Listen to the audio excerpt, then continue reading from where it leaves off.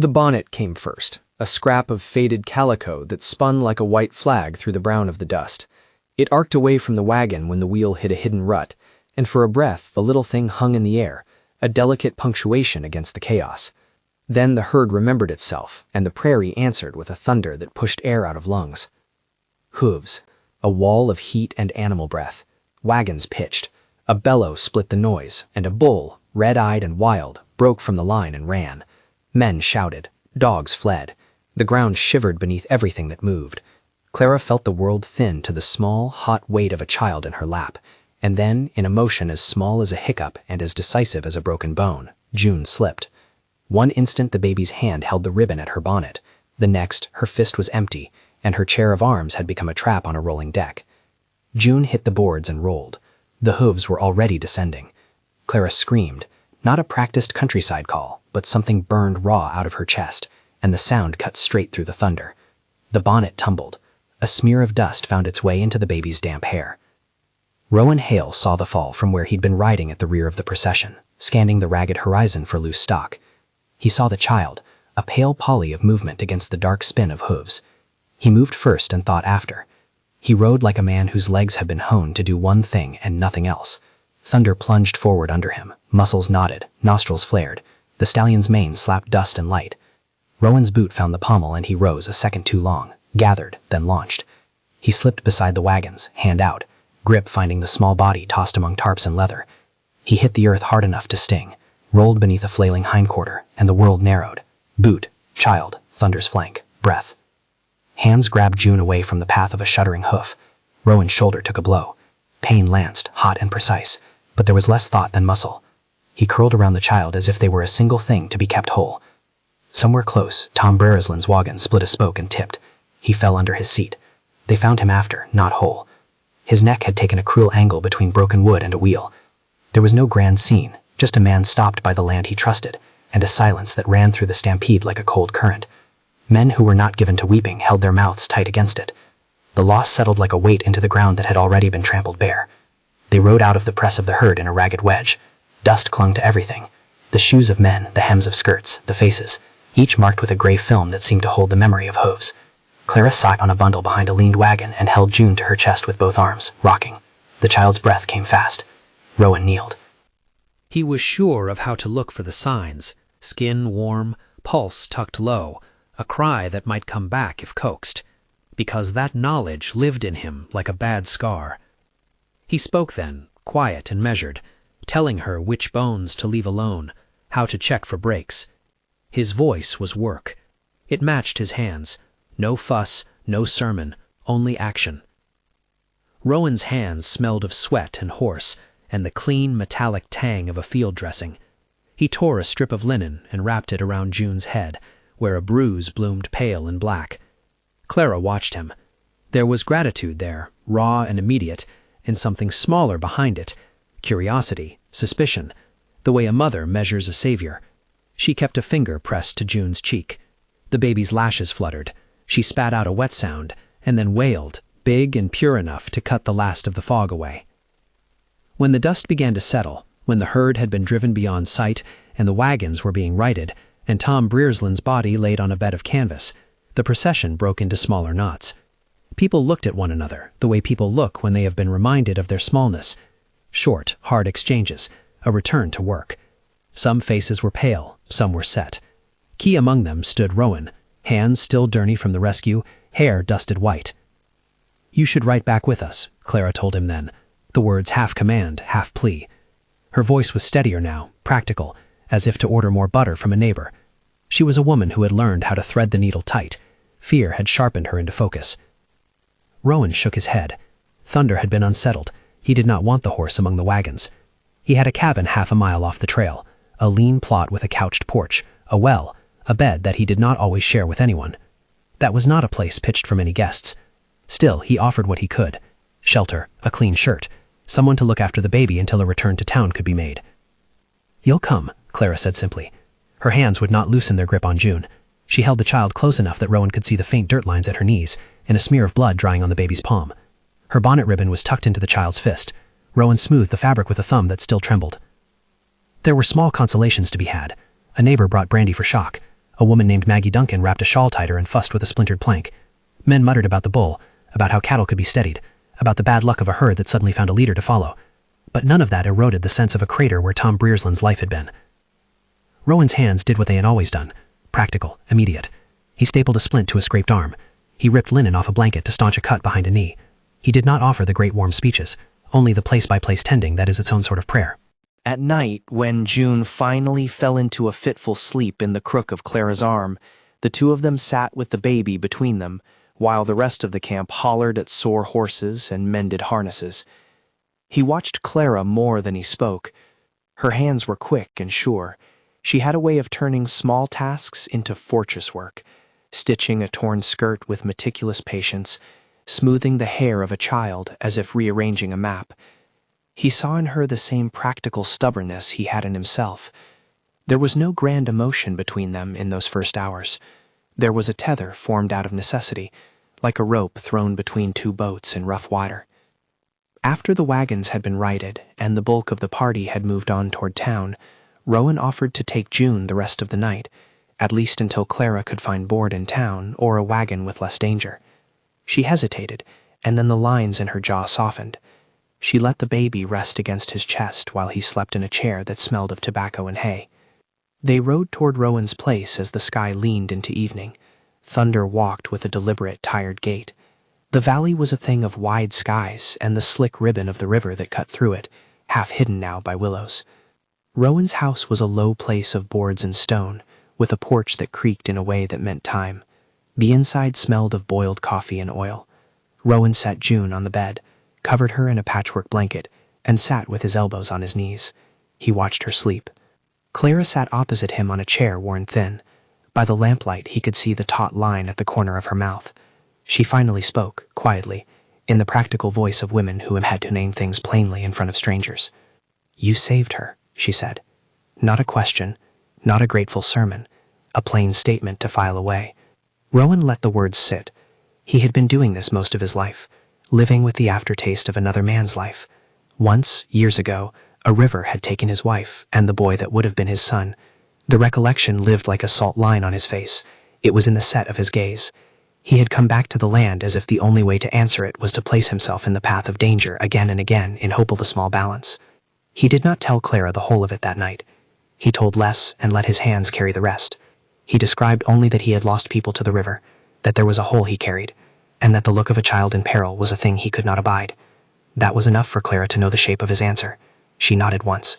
It was a small acceptance, like a stitch taken neatly. The rest would come slowly, if it came at all. June recovered in measured hours. She ate spoonfuls of broth, coughed once, then chewed and slept. Clara kept close, neither leaving nor making promises. There were debts to be tended in town, a life to be preserved.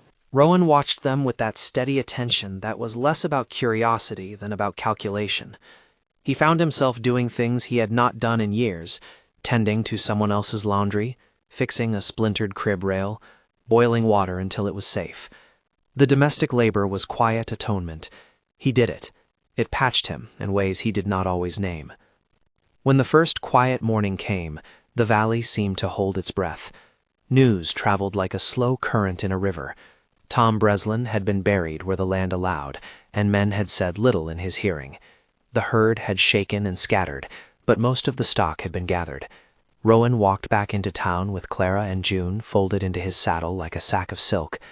People parted the way, wheat parts for a plow. The episode had left marks: sore arms, a missing hand on a harness, a small boy with a mule's backside bruise.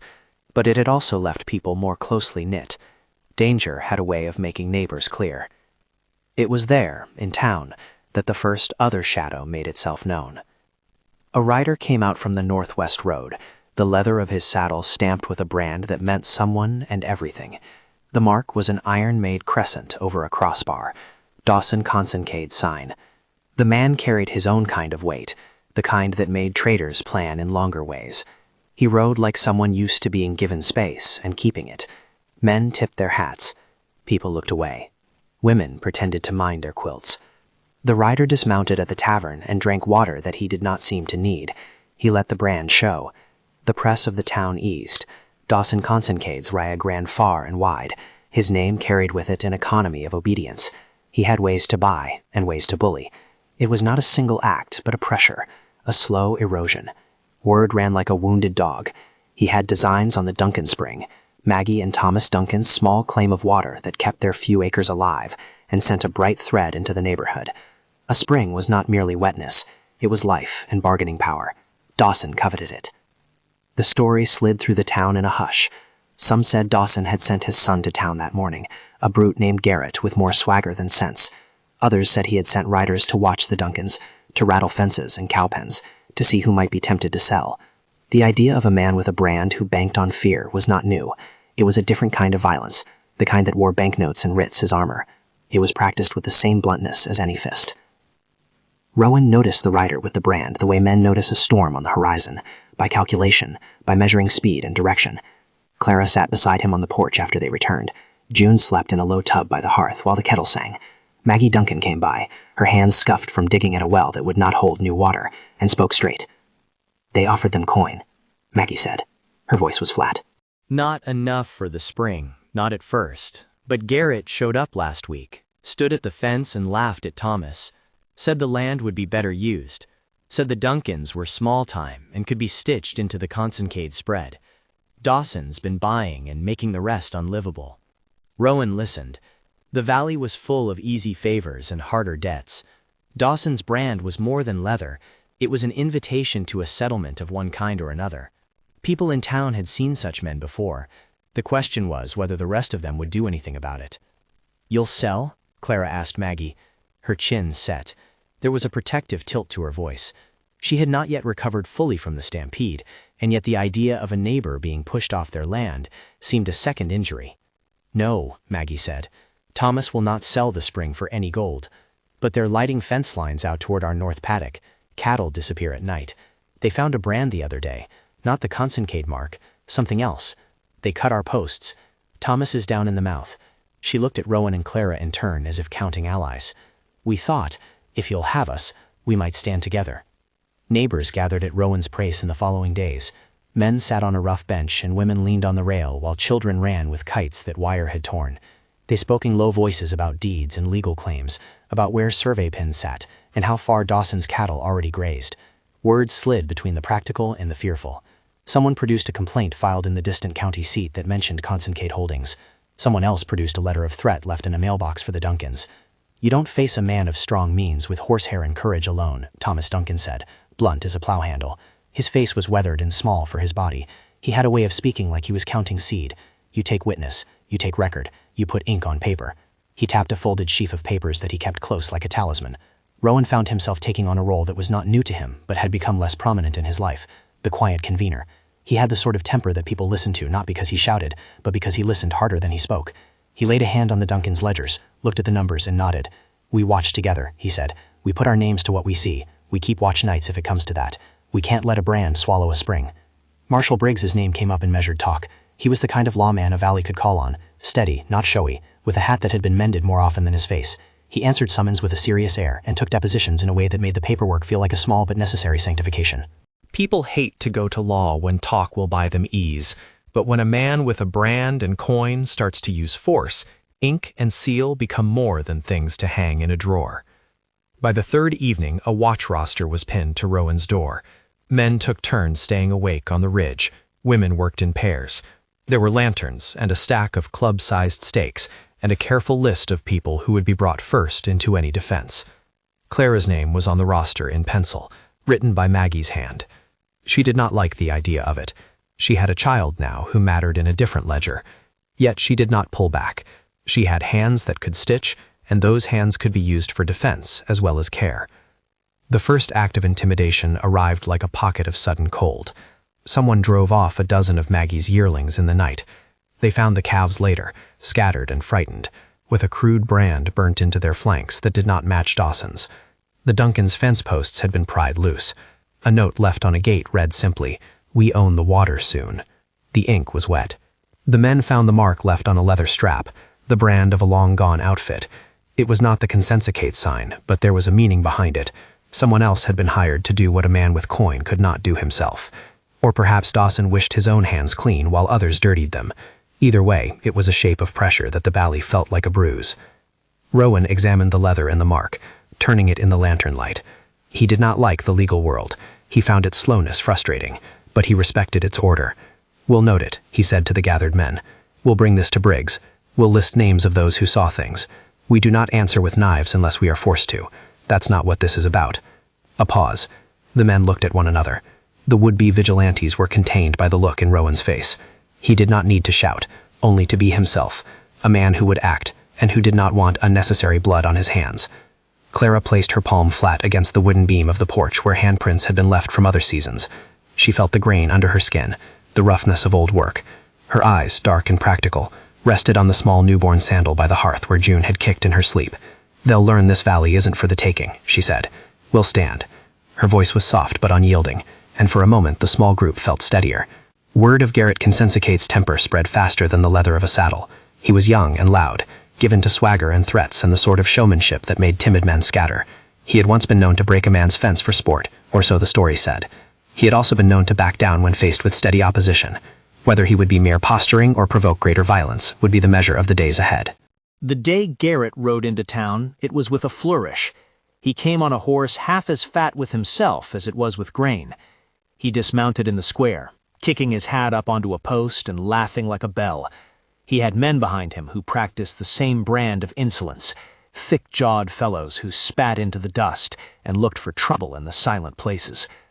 Clara was in the market then, buying thread and a small bar of soap. June slept in a shawl folded across her chest. Rowan stood on the far side of the square, leaning against the ledger of town gossip and watching the scene as if measuring wind. Garrett's eyes found Clara, because a bully's sight is accidentally accurate. He strolled over as if the place belonged to him. The square gave him space as if it were accustomed to such men. "You're the woman with the baby who likes to save her life?" he called. His voice carried. Men turned their heads like ears of grain. Clara's shoulders stiffened.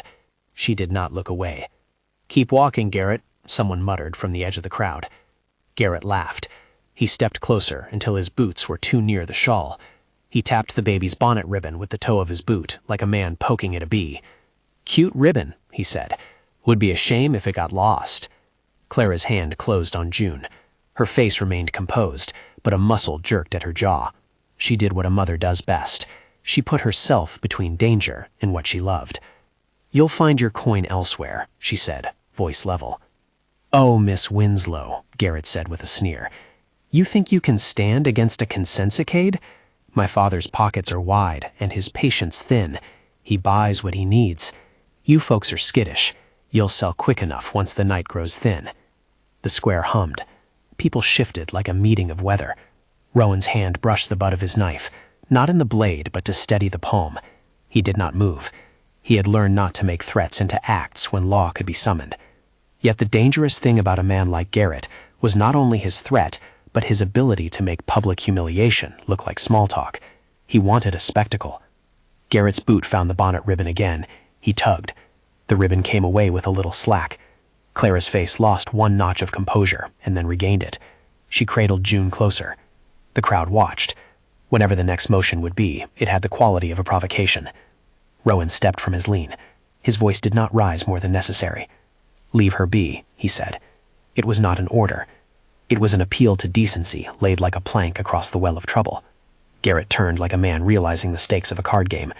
He had the freedom to be cruel, and he liked it. He smiled, the sort of thin smile that leaves nothing to be expected but heat. "Who'll stop me then?" he asked. His tone was precisely the bait. People looked at one another. Some faces were hard, some unsure. This was the moment that tested the promise everyone had made on Rowan's porch.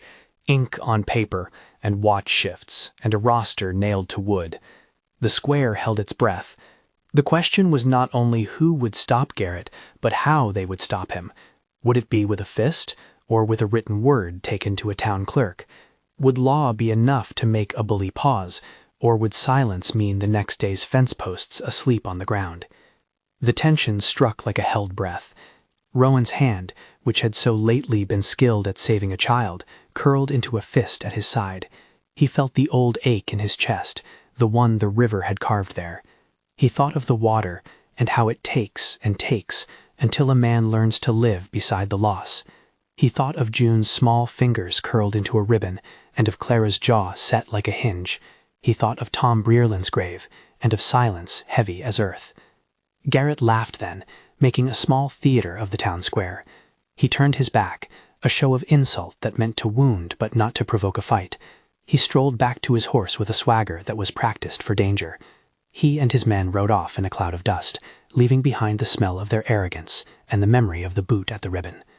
The crowd dispersed. People said things in small clusters. Words drifted and then settled. Clara folded her skirt and held June tighter. She watched the trail where Garrett had left, and in her eyes there was a notation made. She had been taunted, and the thing that is rarest to a mother was the public halting of her child's life, an affront to something elemental. Rowan remained in the square after the crowd had thinned. He thought of the roster on his porch, of nights on which men would go watch the fences, of depositions and inks, and of the small law that makes a community stand together. The hole in his chest burned like a coal, but not with grief now, with a clear, steady heat that made him want to gather the people he cared for and set them in a circle as if labeling them with a ring of fire. When he walked back to the homestead, the air felt different, thinner. The valley had shifted its axis a degree. The action of saving a child had unwound until something larger, an enemy perhaps, with enough means to test boundaries until they bled. Rowan did not want to birth a gang of vigilantes. He wanted order. He wanted the law called, the ink set, the names recorded. Yet he also felt how fragile such things were in a place held together by neighborly trust. At supper, the talk around the table was quiet, measured, watches, depositions, and a plan to take the evidence of threats and brands to Marshal Briggs. It was not showy. It was paperwork and names, and the slow execution of a remedy that loved time rather more than men did. Clara listened and added small, clear suggestions. How to set watch shifts so June would not be left in the cold. Who might take turns with the baby if danger escalated. Her voice had the compact strength of someone building shelter, plank by plank. That night, as June slept under the lamplight and Thender nosed the door for a leftover scrap of a blanket, Rowan walked the fence line. The wood was real and weathered. Its scent answered to his fingers. He thought of the river that had taken so long ago, and of the small child who had been scooped from the teeth of hooves. He thought of Tom Breerlin's face and how it kept showing up in his dreams like a bell. He thought of the brand that had been left on leather and the men who had come to town with their laughter. The valley had shifted, yes, but Rowan had a stubborn faith in the thing that holds people together in small places: testimony, the record, the way ordinary citizens put ink against wrong. He would not let an arm of swagger cut away the spring without answer. He would gather names and swear depositions and make sure Marshal Briggs had a reason to act. He would not be a hero for the applause. He would be one because favors must be repaid with courage. He stood for a long time looking at the place where the road met the scrub, watching for the shadow of a horse that might carry more trouble. The moon lifted, thin and uncompromising, and the valley slept under its small, remote light. He did not know then what all of this would cost, how many nights of watch, and how many words in court, the fines and shame that might fall on a man like Dawson Consincade. He did not know if Garrett would be a blusterer who learned a limit, or a spark that made worse things catch. He only knew the present: a child asleep, a woman steadied, a man with a branded name who had shown his teeth. In the morning, a note arrived, tied to Rowan's gate with a slat of wood. The paper was rough, the handwriting thin. The note read in a few blunt lines that the Consincade outfit would not be deterred by watchmen, and that cooperation might be more profitable than resistance. They signed it with the Consincade mark. It was a small, polite shove. Rowan folded the paper and set it into his coat. The valley would not be taken by polite shoves. He went to the logbook where names were kept and began to write. Maggie, Thomas, the Duncans, the Breerlins, Tom's name now marked with fresh pain, and Clara, who had stood with her child in her arms through a bully's demonstration. He wrote his own name last, steady and deliberate.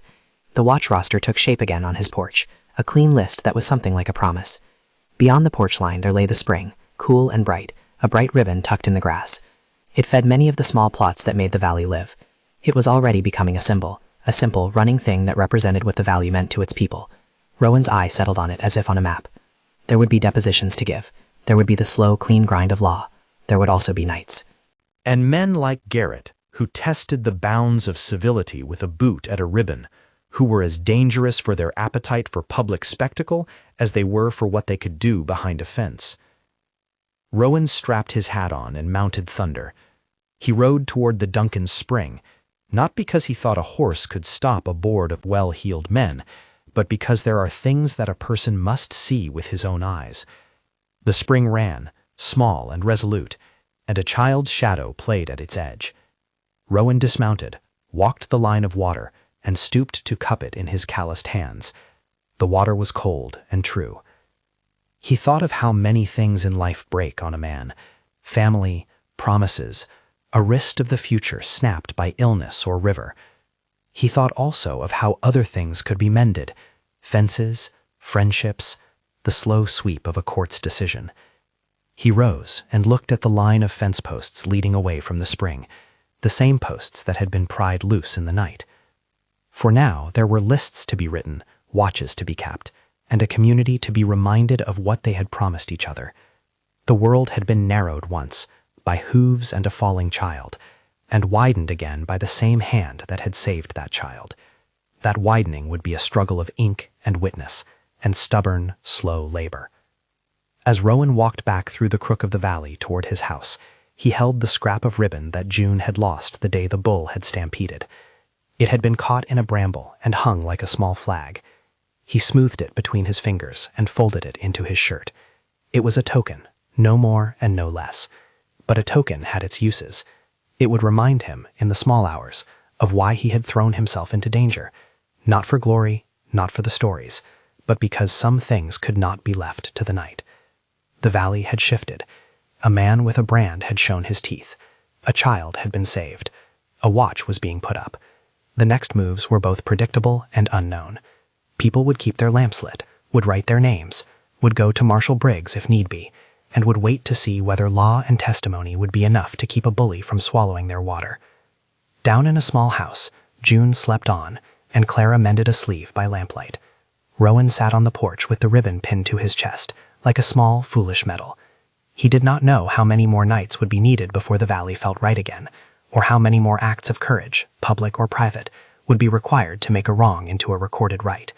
He only knew that the first leap had been made, and that what came next would be the test of everyone in the valley, their willingness to bind up the torn and to stand with one another when the brand of a powerful man tried to claim what was not his. If that leap stopped you in your tracks, stay. There's more to how one act reshaped a valley. The rope of events had been thrown. Men were gathering at the other end to pull. The next day would bring more than promises. It would bring a demonstration in the square, and a legal march that might or might not hold a bully to account. And there would be a boy, Garrett, who thought threats were sport, and a man, Rowan, who knew that some debts must be paid with witness and law rather than blood. They had not yet seen the first real test of courage that would come in the dark, nor the night when ropes and smoke would be used as tools of intimidation. They had not yet faced the moment when a barn would become a front line, and when Marshal Briggs would be called to put steel on wrists and ink to papers. For now, the valley prepared. For now, the story balanced on a blade between humility and fury, between ink and knife. The spring still ran. The ribbons still lay folded. The next steps would show whether a community could turn a single desperate act of rescue into something larger, a law upheld and a people healed. The town woke the next morning with a kind of brittle light, the sun slanting through panes that had been smoked the night before. Men with paper under their arms moved toward the courthouse as if toward a fixed point on a map. Word spread that depositions would be taken that day, then Marshal Briggs would be at the clerk's office by 9, that anyone who had seen fences forced or calves stolen should come and speak plainly. Rowan stood with his hat in his hands as people passed, greeting him with a nod that held more than thank you, an accounting of debt repaid by courage. At the clerk's, the room smelled of ink and boiled leather. People filed forward in pairs or alone. They swore by a hand on a Bible that had seen better days. Their voices were not dramatic but precise. Thomas Duncan read his statement aloud, slow as a plow, naming times, names, and the marks he had seen. Maggie put her palm flat on the page and told in spare sentences the time a fence post had been dug loose and the calves gone. Rowan sat near the corner, the ribbon from June's bonnet tucked inside his coat, and gave what he had seen of the stampede and of Garrett's hand at the ribbon in the square. He did not fashion his words into anything grand. He spoke by the ledger of what he had done and what he had watched other men do. Marshal Briggs listened with a patience that had the kind of authority made from long practice. He took each deposition, asked a narrow question, and boxed it with initials. He did not promise immediate justice in the way that men think law is a hammer. He promised procedure, which in a place like theirs was sometimes the most sacred weapon. "We'll take these to the magistrate," he said. "We'll get an order to inspect the deed lines and keep watch. If there's cause for arrest, I'll do it. If there's cause for citation, I'll do that too. You keep your lists and keep to the watch. And if things get worse, you come to the office and we'll act." Dawson Consincade's reach showed in the clerk's eyes for a moment. A ledger named his holdings, his lawyers, his influence. That was the quiet hazard of the valley. Money could make people move slow as molasses until something cracked under the weight. But the ledger could also be a weapon, because once the names were in ink, they had a future that was harder to erase. Word reached town by midday that Garrett had been seen 2 miles out on the ridge talking to a pair of hired hands. He rode in on a black gelding and kept to his swagger, brazen the way a man tries to convince himself of his courage. That afternoon he went into a tavern and emptied a glass as if daring someone to speak to him. The town watched, and some watched away. The challenge had been issued. Now the question was whether he would escalate. At dusk, the watch took its first serious turn. Men walked the ridge, posted 2 by 2. Lanterns swung slow as pendulums. Women traded places at porches, sharing chores and the small kindnesses, mending, warming broth, tucking children deeper under blankets. Clara sat on the low step by June's cradle and stitched a small square of cloth with the bonnet ribbons sewn into the corner, a keepsake placed into the making of useful things. She sewed with hands steady enough to stop her jaw from clenching. Each stitch was a small defiance. That night, ropes creaked outside of more than one barn. A low wind moved through the valley like a whisper. The hired hands, masked in shawls and cloaks, were light on the earth. They had a plan to press the Duncans where law might be slow and where fear could be faster. Their aim was not to burn down a house. No one wanted to give the impression that they would unleash fire, but to seize cattle under cover of night, to leave the Duncans with a new kind of poverty and a note that whispered a final offer: take coin now or risk more. Rowan had placed himself where the ridge met the Duncans' paddock. He listened to the sounds of grazing and kept his horse quiet, Thunder's flank pressed against his ribs. The roster had been followed, lanterns trimmed to low glows, knives wrapped in canvas and kept more as comfort than plan. He walked the line with a small crowd at his back, men who did not seek quarrel, but did not flinch when called upon. They had stakes and a knowledge that it was better to be steady than theatrical. They had sworn to Marshal Briggs to keep their own tempers in check and to let ink and law do some of the lifting. Around 2 a.m, a light moved like a slow moth toward the Duncans' barn. Shadows slipped and a rope looped. A soft voice told the men to be quick. A gate creaked. A dog barked once and was silenced. Rowan felt the air change and rose to his feet like a runner at a gud. He moved through fences like a shadow. Men spread and closed like fingers. The hired hands had not expected to find such a measure of people so quietly present. A low scuffle broke out. Lanterns swung and chewed at the dark. A shout landed. One of the men with Dawson's mark made for the gate with rope in hand. They did not want open battle. The hired men were prepared for speed, not for steady resistance. But the valley had learned to be stubborn.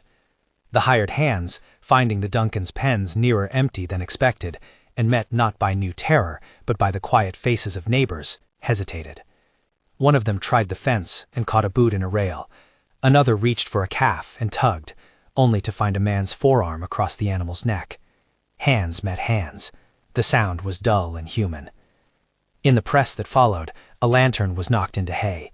Smoke rose quick and crude as a handbreadth. Someone had thought to use small fires to frighten stock and cover their retreat. It should have been a simple tool. Instead, it became a trap of its own making. The smell of singed straw and leather mixed with breath. Rowan lunged toward a shadow that swung a rope. Garrett at the center, jaw set, eyes wild with a thing that was not quite courage. He had the look of a man who thought a quick theft would prove him sovereign, then mismeasured the depth of his obstacle. The fight was close and immediate.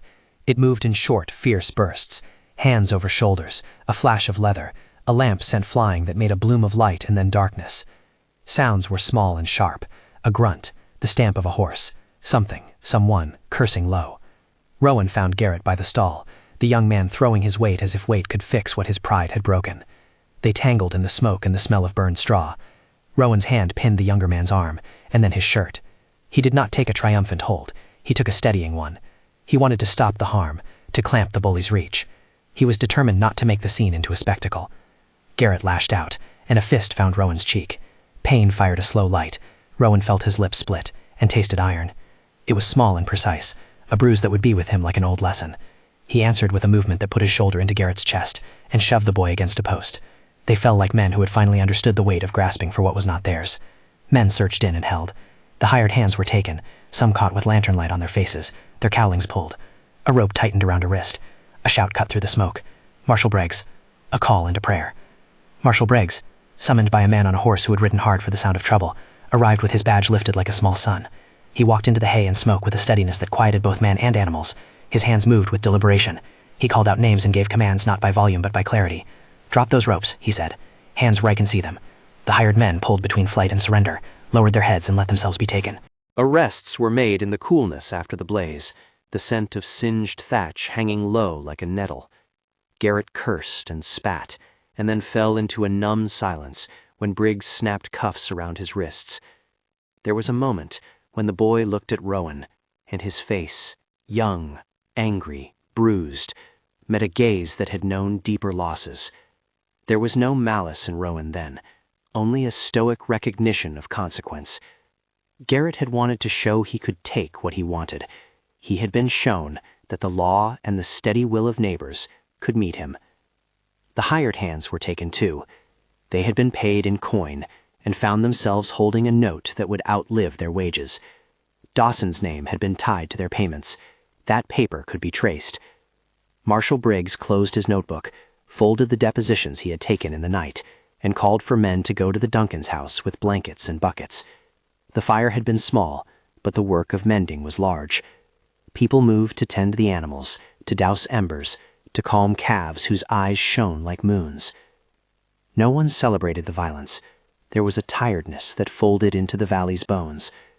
People gathered in the warmth of the Duncans' kitchen afterward, faces streaked by smoke, hands bandaged. They ate bread and stew, and shared a silence that admitted both a victory and a cost. Tom Breresland's shadow still hung in the town.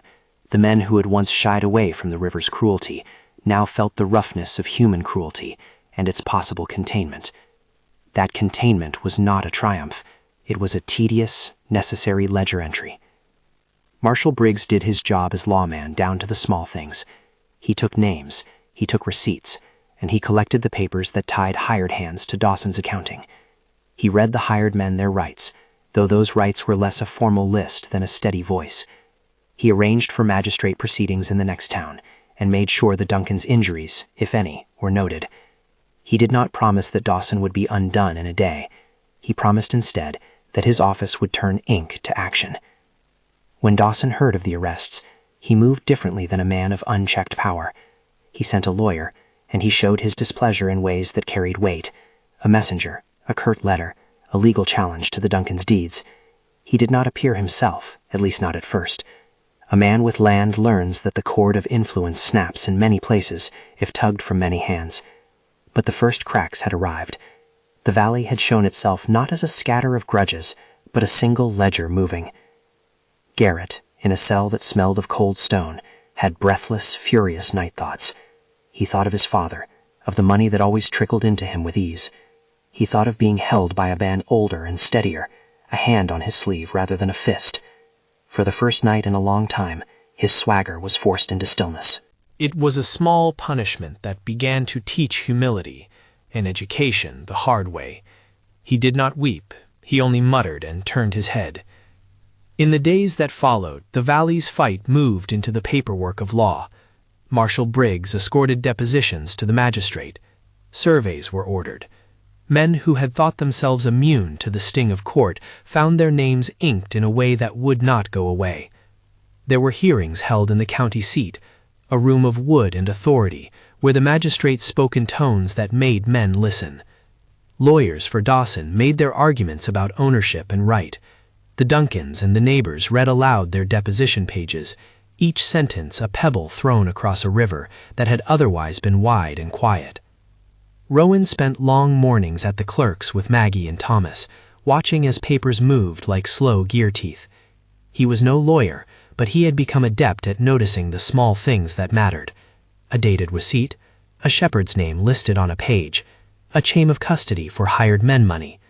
He kept the ribbon with him always, folded under his palm as if it were both a relic and a compass. There were moments in the courthouse when his chest tightened with a grief that had nothing to do with law.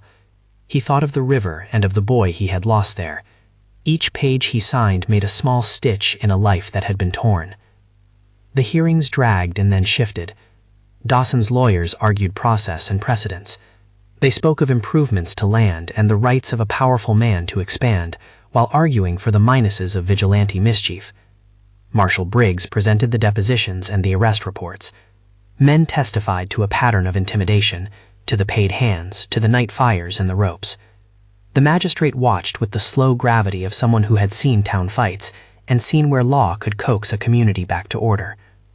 In the end, law did what law could in that time and place. Garrett and his hired men were fined, and more importantly for the valley, a magistrate recommended a restraining order against Dawson's direct interference with the Duncans' water use while the deeds were fully assessed. A jury hearing later imposed a short sentence for Garrett. Public opinion did what money could not entirely buy. The Consincade name was bruised in the district where, until then, it had been brass smooth. Dawson, faced with depositions and a paper trail that linked him to hired hands and threats, found himself in a position he had not wanted to be. He had to negotiate. He could have fought longer and convinced men that power prevailed, but power needs support, and some of that support thinned out as merchants and neighbors, those who had once blinked at his titles, began to mark their own ledgers. There were offers of settlement behind closed doors, and a surrender of a small easement that left the Duncan with the spring's immediate flow. The magistrate's ruling did not dissolve Dawson's land, but it did put a legal boundary around what he could claim by pressure alone. The consequence cut deeper than any single courtroom proclamation. In small places, reputation functions as law as surely as any signed page. Dawson had built a kind of empire on the assumption that his patience beat resistance. The neighbors showed they had patience too, for law is a slow kind of patience, and they used it. He lost face. Some of his traders moved elsewhere. Men who had been lined up to sell at better prices thought twice. It did not shatter him, it changed him. He retreated, in a way, to the margins that had been his before he thought to expand. Throughout the legal grind, other things stitched. Marshal Briggs made sure the men who had been arrested were processed fairly. Garrett served time long enough to bruise his ego and teach him something of the weight of his acts. The hired hands, who had been paid coin for their labors, found themselves with marks on their records. There were fines that stripped them of quick wages, some of them left to safer work in places where the law was less touchable. It was, all told, a messy balancing of cause and consequence. Clara's life, meanwhile, existed in the small domesticities that had in themselves become acts of courage. June grew in the safety that Rowan and the village afforded. She laughed a thin, bright laugh that made rain feel borrowed. Clara took menial jobs in town, mending, washing, the kind of steady work that keeps small economies from tipping. Rowan helped. He built a crib with cleaner, stronger boards. He taught June to sit up with his hands cupped like a harbor. He learned to love not with wild statements, but with quiet investments. The steady raising of a fence, the mending of a roofline, the way he learned to make his home into a place that could hold more than one heart. Their relationship evolved in the small ways that matter in long stories. Shared coffee, a passive bread at the table, a careful silence that held two people without forcing them into speech. They spoke rarely of the river that had taken his family, and yet the absence hummed between them. One afternoon, as summer turned toward a long, golden fall, Rowan folded the bonnet ribbon and stitched it to the corner of a woolen blanket he had been mending. He left the stitch small and neat. He folded the blanket and carried it to Clara's door without fanfare. Clara accepted the blanket as she accepted most things, with a small, practical gratitude. She appreciated the turned edges and the carefulness of the sewing more than any spoken vow. But that night, as they sat in the kitchen with June asleep and Thunder sleeping at the back porch's shadow, Rowan spoke. He did not kneel. He rarely bent himself to spectacle. He folded his hands and said simply, "If you want a hand to lean on, I'll be one." Clara looked at him. She weighed him like a woman has to weigh a household tool. That would be plain and good, she said. It was not a sweeping acceptance. It was an acknowledgement of readiness. They married months later in a small service by the Duncan's spring, the ribbon tied into Clara's bonnet as a knot of memory. Neighbors brought pies and quilts. The court had done its work, and the valley was not fully mended, but it had, through the slow work of law and witness, made a decision. When Rowan and Clara married, neither of them felt absolved of grief. The river still took in his dreams, and the memory of Tom Breslau's stillness returned on certain nights. But their marriage was not a salve that promised perfect healing. It was instead a daily stitching, a slow, competent tending of two lives stitched to one another. They had children later, two small ones with June's bright eyes, and when they laughed, the valley felt like it had an extra sun. Rowan taught them to ride and to respect the land. Clara taught them needlework and the way to keep a ledger of small kindnesses. Years passed in increments that felt both long and brief. The Consencadades retreated into a business trimmed of its arrogance. Dawson kept his holdings, but the quiet of constrained influence lay over him like a darker coat. Garrett left town upon his release from jail, and the bruise he had been given, of shame bound to his name, followed him. He returned later as a pale version of himself, work-worn and quieter, offering an apology in a courtyard where a few men listened and most simply watched. It was not met with a chorus of forgiveness. It was met with the measured acceptance that often follows punishment. A neighbor holds a grudge less than memory holds justice. The ribbon from June's bonnet became a small talisman around the homestead. Rowan kept a scrap tucked into his coat for many years, and later he had the ribbon sewn into the inside lining of the blanket that would warm their first child. It felt right to fold a memory into the ordinary. The spring continued to run, and the valley that had once shuddered under hooves now heard children at play where fear had once been formless. Fences stood mended and stronger. There were new posts set in ground and small plaques of wood that read the names of those who had died in the years prior, Tom Breslau among them. People crossed by and nodded. None of them pretended all pain had disappeared. On an evening that could have been any other, Rowan found himself back at the shallow hollow where the stampede had first made the world shrink. It was a place he had returned to often, not to evoke the horror but to close a circle. The hollow had greened in the years since. The ground was covered with a low grass that shimmered in the wind. Children, their hair bright and uncombed, chased a terrier and shrieked with a kind of faith that made him feel older and tender. Thunder, now gray at the muzzle, stood by the gate as if appointed to memory. Rowan put his palm on the same fence post he had touched on the first night, and felt the same grain, warmed by sun. The ribbon, faded now by sun and washing, was tied just above where his thumb rested. Clara joined him and stood with her hand in his. They watched a child fall and bounce back up, laughing, a small, impervious thing. They watched the spring run in its narrow bed, the water silver as a coin. Around them, the valley had not been fixed into a prettied postcard. It bore its scars, plain and honest, a board replaced here, a stone set there. Yet the place felt right in the way a well-tended garden feels, not because it had never needed work, but because it had been tended. They spoke little. Words would have been too easy or too heavy. Instead, they took in the ordinary things, a kettle singing from a distant porch, a neighbor calling for supper, the faint clink of a child's tin pail. The day folded, and the western sky leaned into fire. Rowan closed his hand around the ribbon and smoothed it. The small thing had done weighty work. It had been a reminder of why he had leaped, and why his leap had not been the end. What had happened after that leap had indeed broken things. Mr. Dawson's claim to unchallenged power had been broken, Garrett's sense of invulnerability had been broken, and Rowan's own ironclad solitude had cracked open enough to let warmth through. But the breakage was not a shattering into ruin. It was the splitting that allows room for repair. The valley's law had worked in the narrow, patient way that allows people to sleep at night without the shadow of a boot in their doorway. In the evenings, when their children were small and noisy, and when the radio, rare in those parts, sat like a novelty on a shelf, Rowan would tell them the story of a bonnet ribbon whenever a child complained that life was unfair. He told it not to boast, but to describe what courage looks like, a man willing to risk himself to do the small, necessary thing. He told them about Marshall Briggs and his inked book, and how the law worked when people used it. He told them about neighbors who stayed awake in shifts, and how mending a fence could be as brave as facing a man with a brand. The younger ones would not sit still for long, but the story stuck like a small seed. At the end of that long arc, Rowan and Clara grew old in the way that those who have kept steady love often do, more in appetite for daily rhythms than in dramatic speech. Their hands bore the marks of utility, the slight callus from rope and the needle-mended thumb. They had brought children into a valley that had been tested and had made the valley stand.